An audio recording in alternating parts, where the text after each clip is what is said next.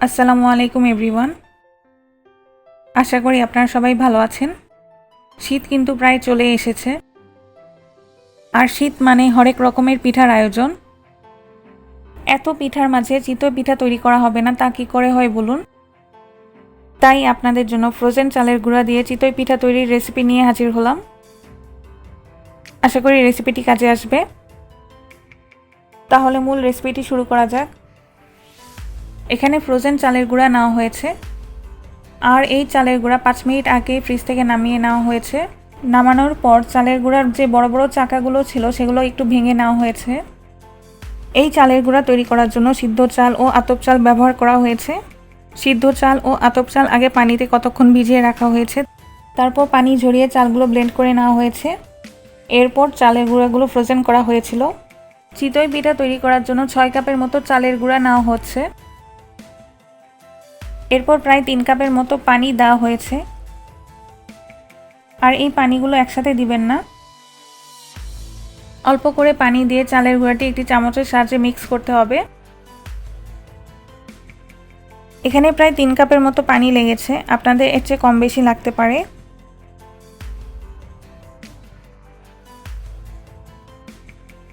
চালের গুঁড়াগুলো পানি দিয়ে ভালো করে মিক্স করা হয়ে গেলে এখন ঢেকে রাখতে হবে। কমপক্ষে 30 মিনিটের মতো এখন ঢেকে রাখতে হবে। হাতে যদি সময় থাকে তাহলে 3-4 ঘন্টার মতো এভাবে পানি দিয়ে চালের গুঁড়াগুলো ভিজিয়ে রাখলে পিঠাগুলো আরও অনেক সুন্দর হয়। এই চালের গুঁড়ো প্রায় 4 ঘন্টার মতো পানিতে ভিজিয়ে রাখা হয়েছে। এখন পরিমাণ মতো লবণ দিয়ে দিতে হবে। এখন হাত দিয়ে ভালো করে চালের গুঁড়াগুলো মাখিয়ে নিতে হবে। আপনি যত সময় নিয়ে চালের গুঁড়াগুলো মাখাবেন পিঠা আপনার ততই ভালো হবে। প্রায় 8 মিনিটের মতো মাখানোর পর দেখুন ব্যাটারের কনসিস্টেন্সি এরকম হয়েছে। এখন আবারও পানি অ্যাড করতে হবে, আর এই পানিটা আপনাদের বুঝে অ্যাড করতে হবে। এখানে প্রায় 2 কাপ প্লাস 1/4 কাপের মতো আবারও পানি দেওয়া হয়েছে। এই ব্যাটারের ঘনত্ব বেশি ঘন বা বেশি পাতলা যেন না হয় সেটি বুঝে আপনাদের পানি দিতে হবে।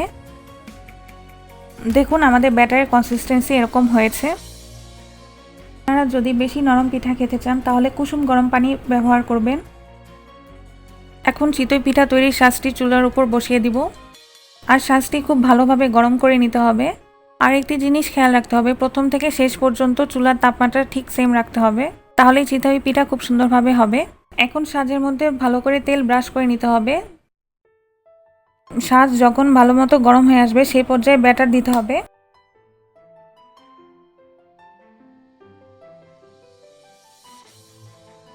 ব্যাটার দিয়ে দেওয়া হয়ে গেলে ঢাকনা দিয়ে ঢেকে দিতে হবে, আর ঢাকনায় যদি কোনো ছিদ্র থাকে সেটি বন্ধ করে দিতে হবে।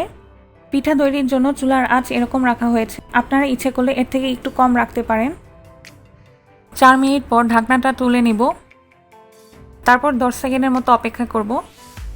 এরপর পিঠাগুলো চামচের সাহায্যে তুলে নিব। দেখুন পিঠাগুলো কিন্তু খুব ভালোভাবেই সিদ্ধ হয়েছে।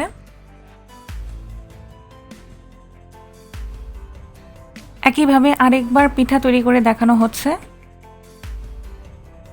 দেখুন সেকেন্ড ব্যাচের পিঠাগুলো এর আগের ব্যাচের তুলনায় অনেক বেশি ফুলেছে। এভাবে আপনি যত পিঠা তৈরি করতে থাকবেন পিঠা আরও পারফেক্ট হতে থাকবে। প্রথম 2-1 খোলা পিঠা না ফুললেও আপনারা হতাশ হবেন না। আপনারা দেখবেন পরের ব্যাচের পিঠাগুলো এর আগের তুলনায় অনেক ভালো হয়েছে। এখন সেম প্রসেস ফলো করে বাকি পিঠাগুলো তৈরি করে নিব। পিঠা তৈরি শেষে এখন পরিবেশনে চলে যাব। চিতই পিঠা বা খোলা পিঠা সাধারণত ভর্তা বা মাংসের ঝোলের সাথে পরিবেশন করা হয়। দেখুন চিতই পিঠার অপর সাইডে কি সুন্দর কালার এসেছে। পিঠাটি এখন ভেঙে দেখাবো।